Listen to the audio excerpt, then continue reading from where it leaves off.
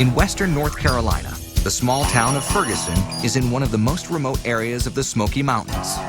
Here, you'll find a home that was threatened by Mother Nature and local inspectors. Looking to move from sea to sky, architects Myung and Burdette Pulver sold their multi-million-dollar California estate in search of a mountainside perch to build their dream home. We took a 6-month RV trip throughout the United States. We wanted mountains, forest, clear stream. When we arrived in North Carolina, it was so beautiful. The mountains reminded me of my homeland in Korea. My wife jumped out of the car, looked at the stream, turned around and said, "That's it." And that was it. Total happiness. Myung and Burdette purchased 40 acres in the foothills of the Smokies. With Myung serving as the contractor and Burdette the architect, they built this $1 million, 2,300 square foot home with 2 bedrooms and 2 bathrooms. Engineering a house on this rugged slope was a major obstacle. Because of the wild terrain, trucks and equipment could not access the property. Construction was delayed 6 months while they cleared trees and leveled the ground. And when they started the house, they discovered another roadblock. Architectural plans required a line of posts to support the foundation. However, the city's engineer declared one of the holes, right in the middle of the site, unfit to support a post. Immediately, he ordered a halt to the build. Coming up, building a mountainside home became more challenging than these homeowners ever expected. Engineer says, "I wouldn't do that." Everywhere we dug, it's either water or bedrock because the creek runs on the bedrock.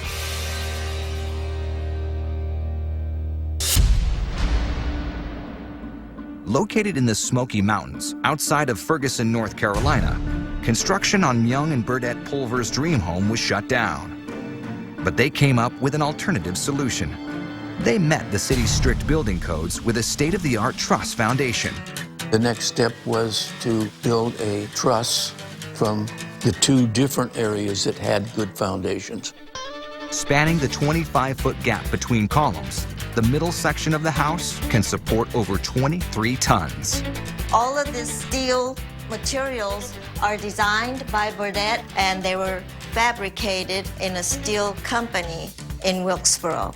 This truss is really a dynamic feature of this house, and I really enjoy sitting here, looking out and seeing the creek through the structure.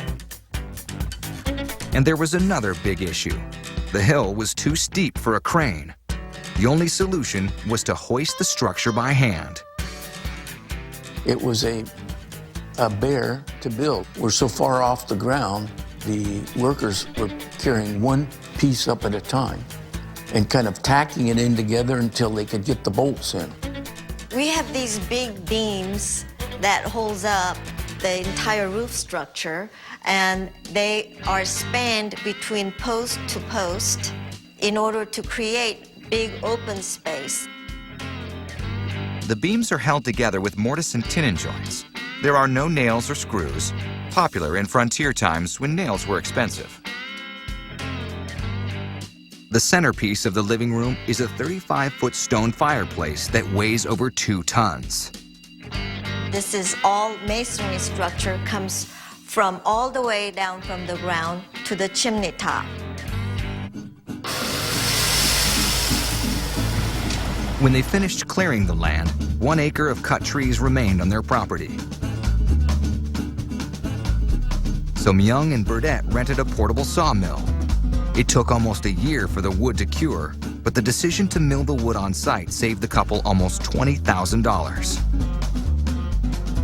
All these window frames, the window frames there, the countertop, everything is from our land. Exposed beams and trusses carry through to the master bedroom. Myung created this elevated platform as a reminder of her childhood in Korea. It's Asian style. The home was engineered to showcase its wild surroundings. The creek is visible from every room in the house. It's very enjoyable. As you're standing directly underneath the shower, you look down and you see the waterfall. It is just fabulous view, and you see the cascade coming down, and this is a wonderful way to start the day. There's also an elevator that transports firewood to the top floors. This is my office, and this is where I work every day. That's my workstation. This floor is poured in place concrete, and all these squares is poured in bucket by bucket. It was a slow process.